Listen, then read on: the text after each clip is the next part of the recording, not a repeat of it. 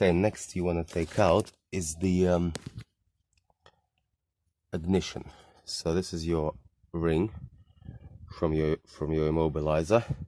Make sure you put it together with your ignition.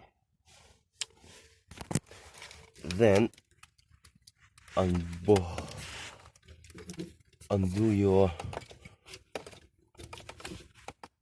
ignition from here.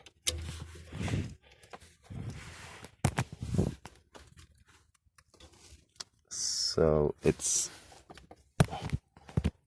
this one. Well, okay, for the ignition you're gonna need to take these two screws off, and they're E5mm. They're actually E numbers, but we can use V, but it's best to use E, I guess.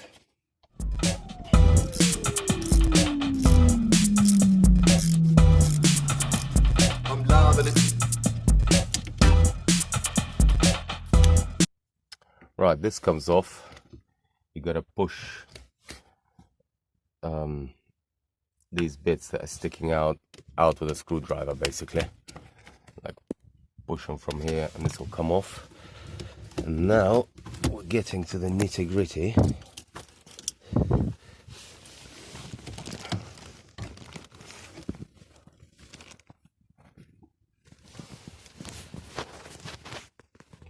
Okay, next you have to pull out this ring, because I'm loving it. That's holding everything in place, basically. I'm loving it.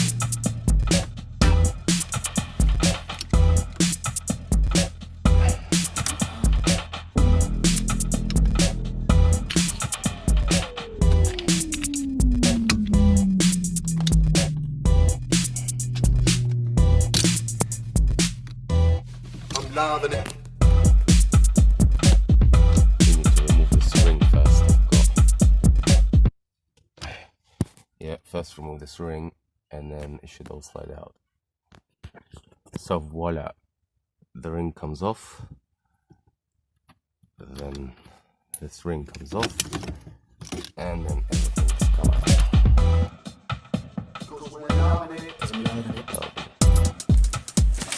Right, the reason why you can't pull out your steering rack when everything's removed inside is because it's got this ring. Oops, shit, we need a flat. You need a flathead screwdriver for this. This one.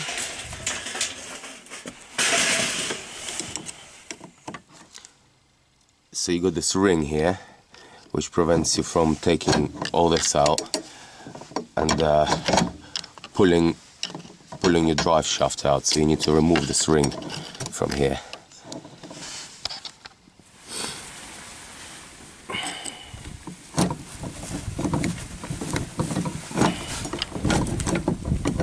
Much easier obviously with two hands, but I'm gonna show you good people. There you go. So this clip here is removed.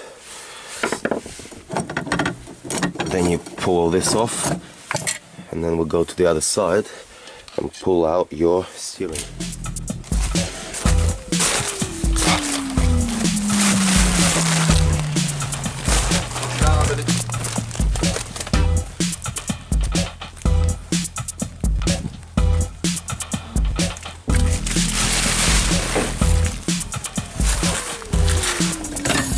There we go.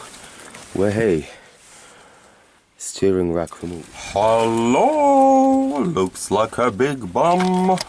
Julio. Nice looking steering rack pipe here. Okay, so I figured out finally with my stupid brain that in order to take this out, you actually have to take this out because it's pushing against it and not allowing you to kind of give it a good old yank.